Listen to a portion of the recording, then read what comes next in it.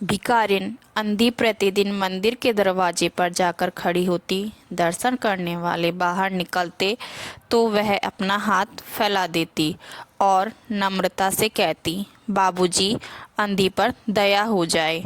वह जानती थी कि मंदिर में आने वाले सहृदय और श्रद्धालु हुआ करते हैं। उसका यह अनुमान असत्य न था। आने जाने वाले दो चार पैसे उसके हाथ पर रख ही देते।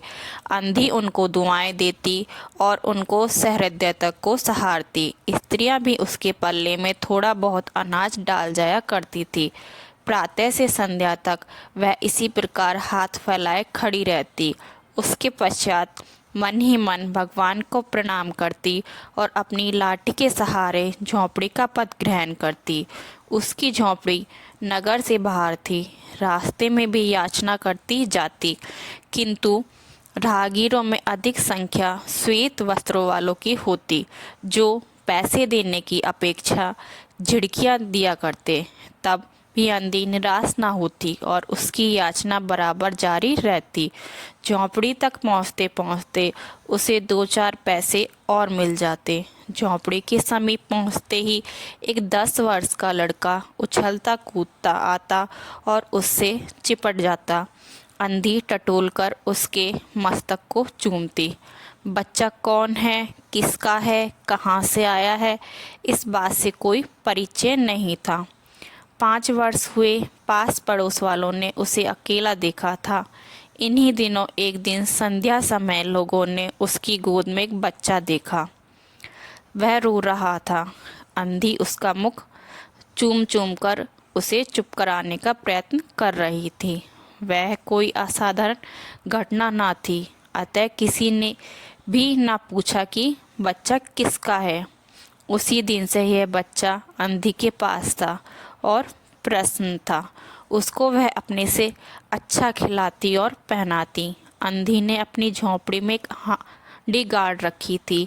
संध्या समय जो कुछ मांग कर लाती उसमें डाल देती और उसे किसी वस्तु से ढांप देती, इसलिए कि दूसरे व्यक्तियों की दृष्टि उस पर ना पड़े। खाने के लिए अन्न काफ़ी मिल जाता था। उससे काम चलाती। पहले बच्चे को पेट भरकर खिलाती, फिर स्वयं खाती। रात को बच्चों को अपने वक्ष से लगाकर वहीं पड़ी रहती। प्रातःकाल होते ही उसको खिला पिलाकर फिर मंदिर के द्वार पर जा खड़ी होती। काशी में सेठ बनारसी दास बहुत प्रसिद्ध व्यक्ति हैं। बच्चा बच्चा उनकी कोठी से परिचित है। बहुत बड़े देशभक्त और धर्मात्मा हैं। धर्म में उनकी बड़ी रुचि है। दिन के 12 बजे तक सेठ स्नान ध्यान में संलग्न रहते। कोठी पर हर समय भीड़ लगी रहती। कर्ज के इच्छुक तो आते ही थे, परंतु ऐसे व्यक्तियों का भी तांता बंधा रहता जो अपनी पूंजी सेठ जी के पास धरोहर रूप में रखने आते थे। सैकड़ों भिखारी अपनी जमा पूंजी इन्हीं सेठ जी के पास जमा कर जाते। अंधी को भी यह बात ज्ञात थी, किंतु पता नहीं अब तक वह अपनी कमाई यहाँ जमा कराने में क्यों हिचकिचाती रही। उसके पास काफ़ी रुपये हो गए थे। हांडी लगभग पूरी भर गई थी। उसको शंका था कि कोई चुरा ना ले। एक दिन संध्या समय अंधी ने वह हांडी उखाड़ी और अपने फटे हुए आंचल में छिपाकर सेठ जी की कोठी पर पहुंची।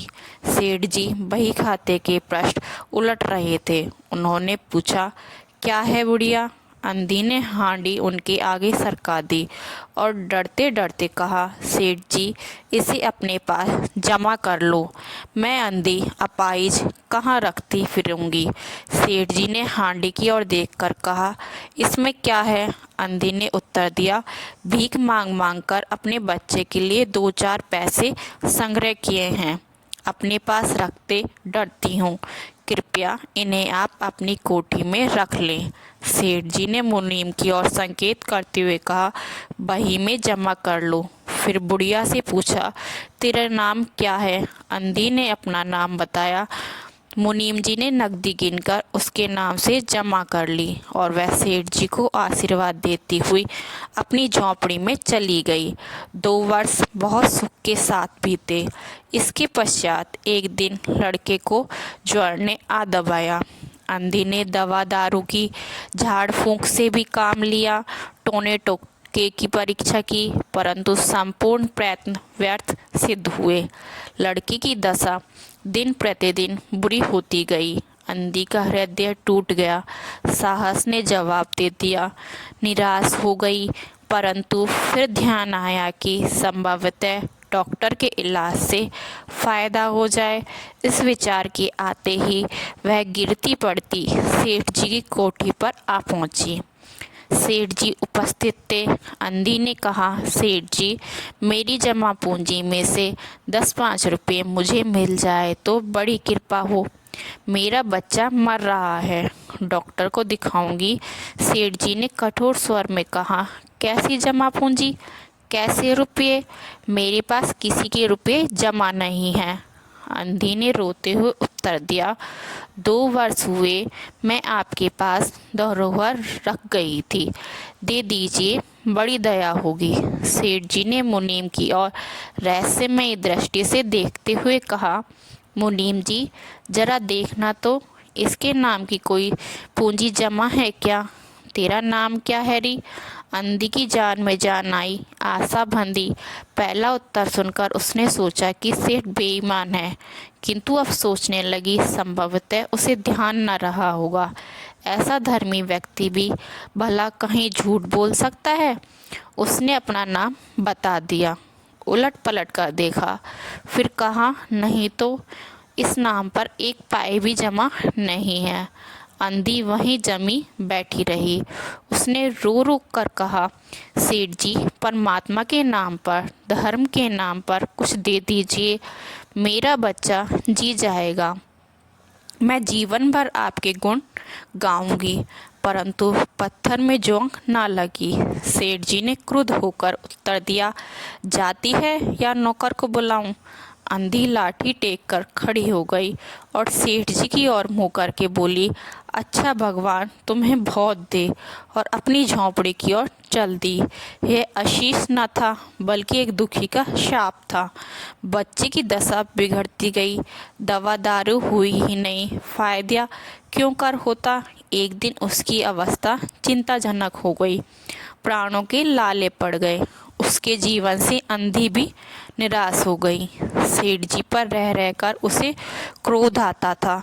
इतना धना व्यक्ति है, 2-4 रुपये दे देता तो क्या चला जाता। और फिर मैं उससे कुछ दान नहीं मांग रही थी, अपने ही रुपये मांगने गई थी। सेठ जी से घृणा हो गई। बैठे बैठे उसको कुछ ध्यान आया। उसने बच्चे को अपनी गोद में उठा लिया और ठोकरें खाती गिरती पड़ती सेठ जी के पास पहुंची और उनके द्वार पर धरना देकर बैठ गई। बच्चे का शरीर ज्वर से भभक रहा था और अंधी का कलेजा भी। एक नौकर किसी काम से बाहर आया। अंधी को बैठे देखकर उसने सेठ जी को सूचना दी। सेठ जी ने आज्ञा दी कि उसे भगा दो। नौकर ने अंधी से चले जाने को कहा, किंतु वह उस स्थान से ना हिली। मारने का भय दिखाया, पर वह टस से मस ना हुई। उसने फिर अंदर जाकर कहा कि वह नहीं टलती। सेठ जी स्वयं बाहर पधारे, देखते ही पहचान गए। बच्चे को देखकर उन्हें बहुत आश्चर्य हुआ कि उसकी शक्ल सूरत उनके मोहन से बहुत मिलती जुलती है। 7 वर्ष हुए तब मोहन किसी मेले में खो गया था। उसकी बहुत खोज की, पर उसका कोई पता ना मिला। उन्हें स्मरण हुआ कि मोहन की जांघ पर एक लाल रंग का चिन्ह है। इस विचार के आते ही उन्होंने अंधी की गोद के बच्चे की जांघ देखी। चिन्ह अवश्य था, परंतु पहले से कुछ बड़ा।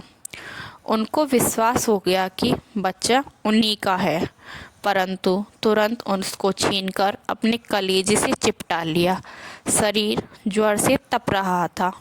नौकर को डॉक्टर लाने के लिए भेजा और स्वयं ही मकान के अंदर चल दिए। अंधी खड़ी हो गई और चिल्लाने लगी, मेरे बच्चे को ना ले जाओ, मेरे रुपये तो हजम कर गए, अब क्या मेरा बच्चा भी मुझसे छीनोगे? सेठ जी बहुत चिंतित हुए और कहा, बच्चा मेरा है, यही एक बच्चा है, 7 वर्ष पूर्व कहीं खो गया था और अब मिला है, सो इसे कहीं नहीं जाने दूंगा और लाख यत्न करके भी इसके प्राण बचाऊंगा। अंधी ने एक जोर का ठहाका लगाया, तुम्हारा बच्चा है, इसलिए लाख यत्न करके भी उसे बचाओगे? मेरा बच्चा होता तो उसे मर जाने देते। क्यों? यह भी कोई न्याय है? इतने दिनों तक खून पसीना एक करके उसको पाला है, मैं उसको अपने हाथ से नहीं जाने दूंगी। सेठ जी की अजीब दशा थी, कुछ करते धरते बन नहीं पड़ता था। कुछ देर वहीं मौन खड़े रहे, फिर मकान के अंदर चले गए। अंधी कुछ समय तक खड़ी रोती रही, फिर वह भी अपनी झोंपड़ी की ओर चल दी। दूसरे दिन प्रातःकाल प्रभु की कृपा हुई या दवा ने जादू का सा प्रभाव दिखाया। मोहन का ज्वर उतर गया।